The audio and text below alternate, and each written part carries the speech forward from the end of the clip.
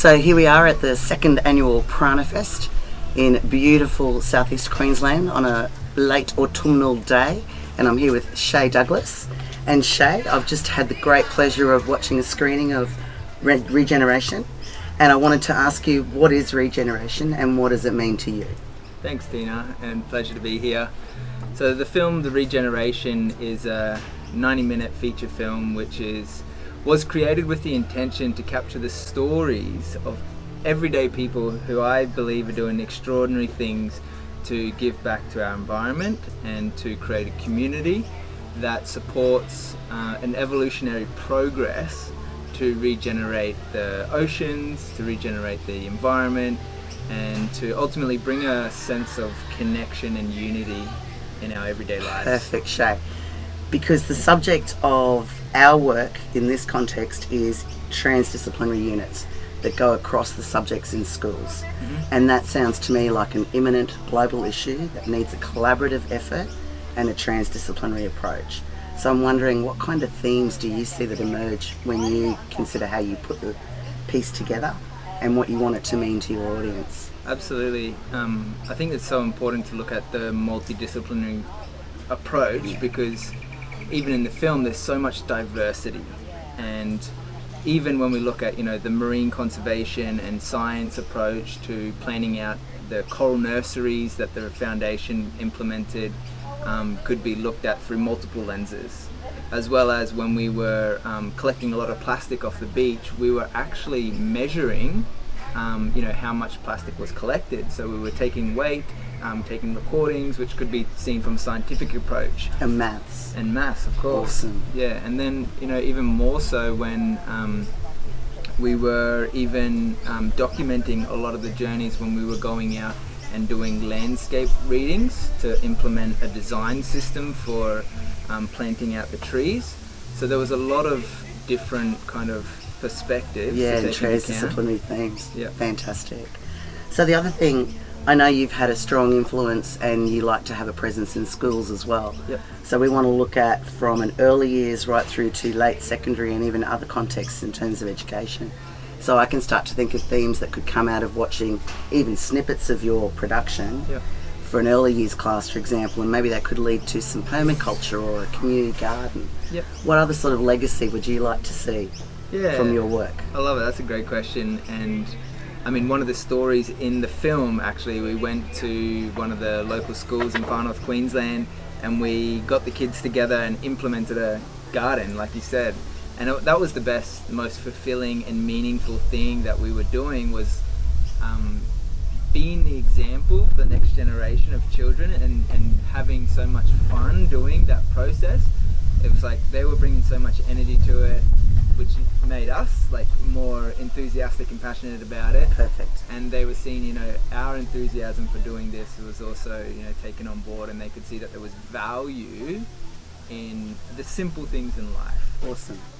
So I'm going to leave us with this message about the future generations needing us to be the regeneration. Exactly. We're talking about collaboration, interdisciplinary approach, global context, and all working together. Exactly. Thank you, Shay. Thank you too, Tina. See you next Thanks, time. everyone. Beautiful. All of life is energy. The sun's light allows plants to grow, fruit to ripen, and coral to spawn. Humans have the ability to harness the flow of nature. But in today's world, are humans truly honouring the ecosystems of our planet? We're in the midst of an evolutionary upheaval at this moment. We are deep into, now I'm not saying flirting with, I'm saying we're deep into the 6th mass extinction of life on this planet. 5 times in the history of this planet, life was thriving, and then some cataclysmic event ends up wiping out up to 90% of life. A lot of it has to do with corporate control of media, and that their interest in petroleum and coal is actually destroying the environment.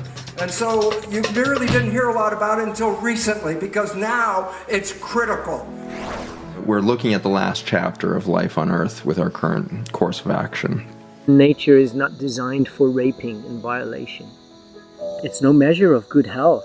to function properly in an insane society. That is really what Western society currently is. That's a socially engineered, constructed matrix. I think we're all walking around lonely as hell. There's so much greatness that can still come. We're in a process of redefining everything. What do we truly value? What do I value as an individual? Everyone's got a part to play, and I truly believe that everybody's doing their part because everything we do has an impact.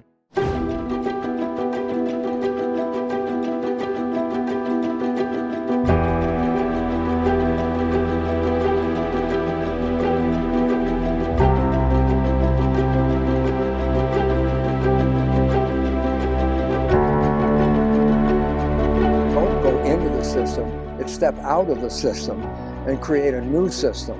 Us as people caring for the land, doing this together for our future. And then this becomes this. We are not the victims, we are the co-creators. All of these man-made constructs of status and money and power and worrying about what everybody thinks about you all of the time, it's all man-made bullshit. You get somebody into the garden and show them how simple life can be. Build yourself a little shack, put a seed in the ground, water it. A week later, come back and harvest it and eat it. We've overcomplicated things.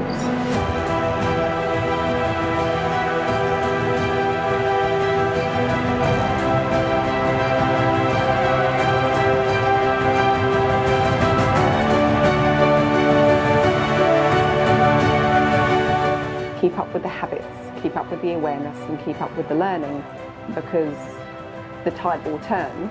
An enlightened planet would be tantamount to living a heaven on earth experience, a honeymoon experience as people fall in love. And when they fall in love, how much they appreciate everything in their world around them. I say let's evolve, but let's evolve healthily and happily and harmoniously. Oh, happy, healthy, harmoniously. And that's what open love is all about, living in harmony.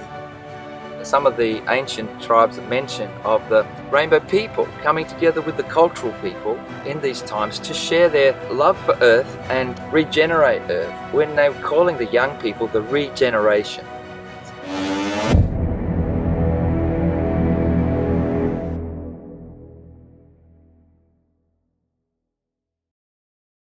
The future holds a lot of potential for millennials, because the future is we have to return to be gardeners, and all the new technologies that will manifest to how can we clean up the air, the water, the land, take care of the people. It's just waiting for a population of young people to come in and say, I'm motivated to make a better world, and then you're in the right place.